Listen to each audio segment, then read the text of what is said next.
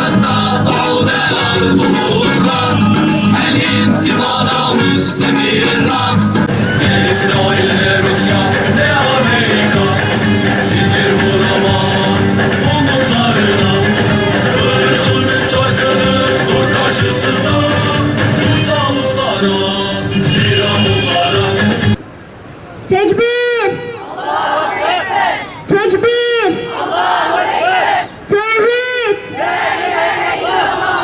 Suriye'de yaşanan korkunç savaş, insanlık tarihinde derin izler bırakarak yaşanmaya devam etmektedir. Milyonlarca insanın hayatını doğrudan etkileyen, yüz binlercesini şehit, çok daha fazlasını mazlum ve mağdur durumuna getiren savaş, farklı güçlerin farklı hesaplarla devreye girmesiyle sürekli boyut değiştiren bir hal almaktadır. Bu meyanda binlerce kişi savaştan kaçarak her yolu deneyip ve ölmek riski de bilinmesine rağmen göç yollarına dökülmektedir.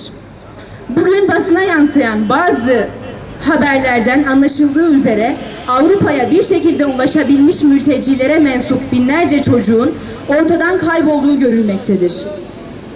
Türkiye, başı ve sonu ayrı trajedileri ihtiva eden bu yolculukların önemli bir durağı, geçiş güzergahı olarak görülmektedir. İnsanlık tarihinin bu önemli trajedisini kendileri için birer fırsata dönüştürmüş olan insan kaçakçılarından organ mafyasına, çocuk tacirlerine değin birçok suç örgütü bu insanları maddi olarak sömürmekte, canlarına, ırzlarına ve evlatlarına kastetmektedir. Özellikle son günlerde basına sıkça yansıdığı üzere deniz yoluyla farklı ülkelere gitmeye çalışan yüzlerce insan denizlerde can vermiş, bedenleri sahillere vurmuştur. Küçücük çocukların cansız bedenleri kıyılara vurmakta, bazen de batan botların denize savurduğu insanların çırpınışları, feryatları yüreklerimizi, vicdanlarımızı sızlatmaktadır.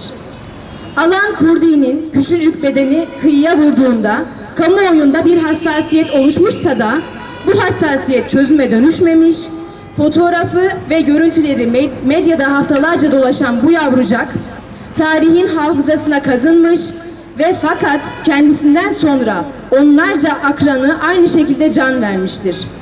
İnsanlık uyansın, ölümler son bulsun.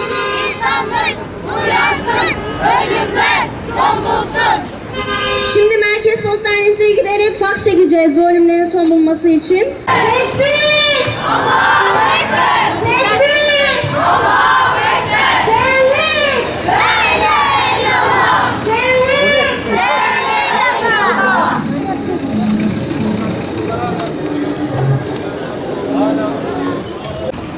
Yavaş yavaş yavaş yavaş.